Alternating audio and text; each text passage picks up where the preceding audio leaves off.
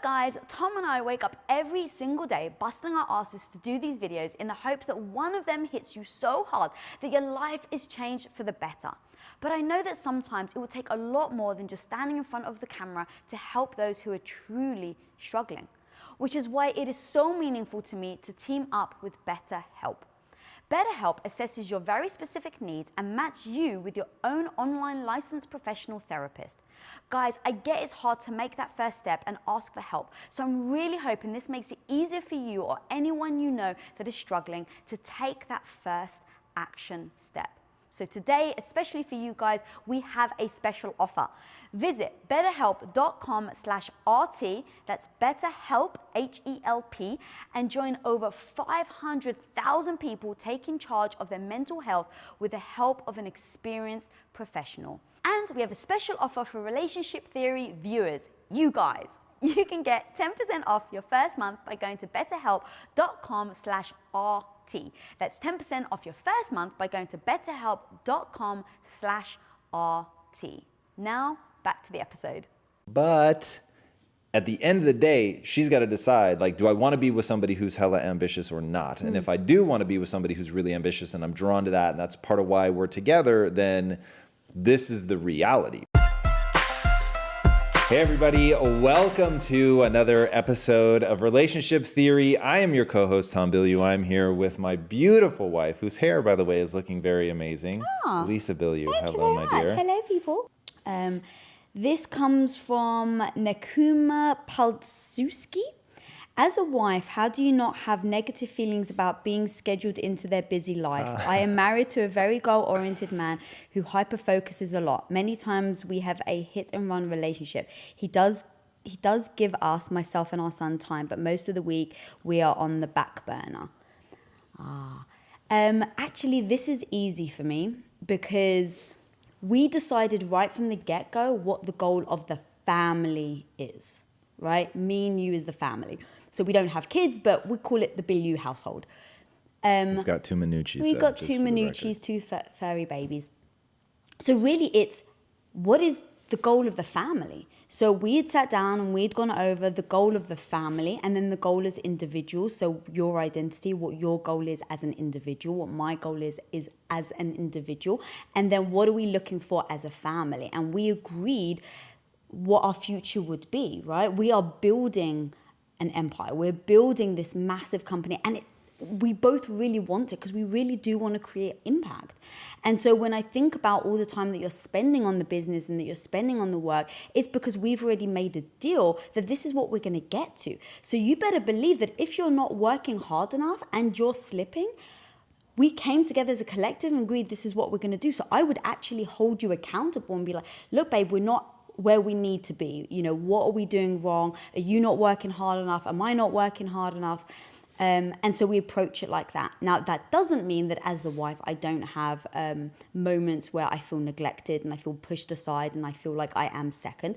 100%. The thing is we've decided that's what we're going to do.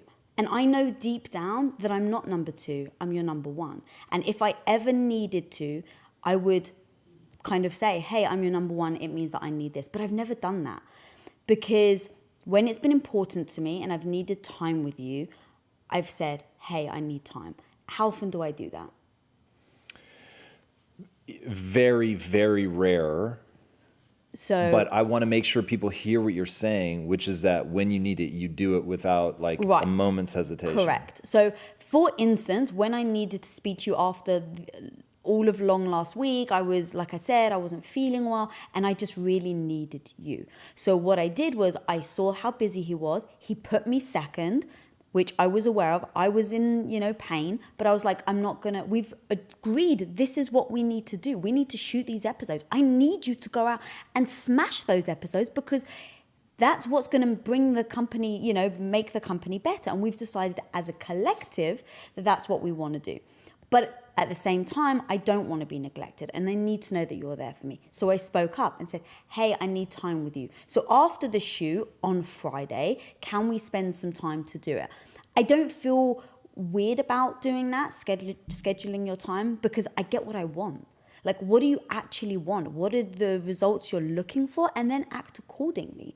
So if my results that I'm looking for are, we need to build this massive company, we're both so driven to do it, I know you're my number one, but I'm not feeling it in this moment, but that doesn't matter. I know that ultimately I am. And so I hold the responsibility of making sure that me and you are always connected like that. And I know that for your personality, the way you're wired, you don't. So I've just owned it. I don't take that personally. So really, I would, just flip the switch in your brain. The one powerful quote you gave me that I use all the time now is you get what you focus on. If you're focusing on the fact that you feel neglected and that you're put second all the time, you're going to start to feel like that. But if you focus on you guys are doing it as a team and you're the most amazing partner to your husband because you not let him, but for argument's sake, I'm just going to use that word.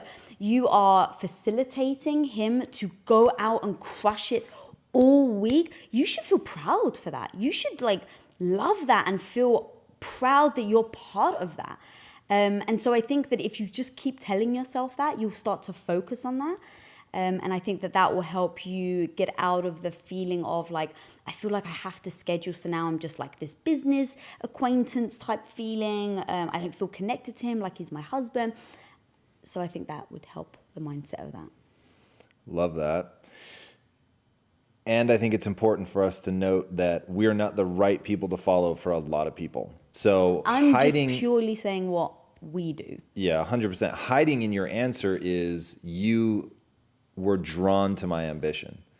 And when you said, the one thing you've given me that I repeat all the time, I thought you were going to say, this is the life we chose, right? So it's tough because she has a child, but at the end of the day, she's got to decide, do I want to be with somebody who's hella ambitious or not? And if I do want to be with somebody who's really ambitious and I'm drawn to that, and that's part of why we're together, then this is the reality, right? So there is no other way to get ahead. That's just the truth. So if you want somebody who's really ambitious, then that's the life you chose. And you have to understand that scheduling yourself in, one, feel absolutely confident that that is 100% okay. It's the right thing to do. Somebody in the relationship really has to be the protector of that.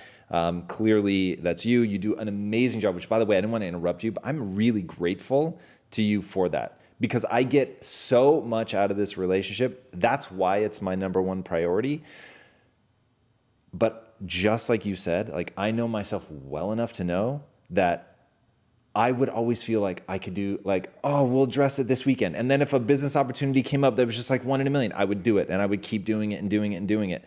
And it is because I so put you in my mind as the person that I have to protect, my number one, the person that I've got to make feel best in the world, all of that when you speak up, and you're so good about not being abusive, that when you speak up, whatever it is, I have that switch that goes, nothing else matters. So whatever the opportunity is, forget it. And there have been but the smallest of handfuls of times in our life, I can actually only think of one, where you said, this is important to me, and I said, this is important to me, and they were in direct conflict. Wow, I don't even remember that. We talked about it the other day. It was when I was getting called away on a business trip as you were having a hard time emotionally, and I once said, in 17 years. Right. Yeah. But so I hear what you're saying about she needs, I can't remember what phrase. It's the life you chose. Right. And that's why I kind of started by saying you need to come together collectively and say, what are we both trying to achieve for the family? What are our goals collectively? And I think that will, because if he's I want to be so ambitious, I want to be, the world's most successful entrepreneur, blah, blah. And she's I want someone who's going to be home every single night at 6 and put the son to bed and us bathe our kid together. Having that initial discussion is so important because it then comes down to you want different lifestyles completely. Yeah. And I personally don't know how you come together on that, if you are so apart on what you're looking for. But if she likes the ambition in him, but she's also torn because she wants to be with him and have that quality time with the son, I really do think there's ways to work around that. And that's everything that I kind of noted.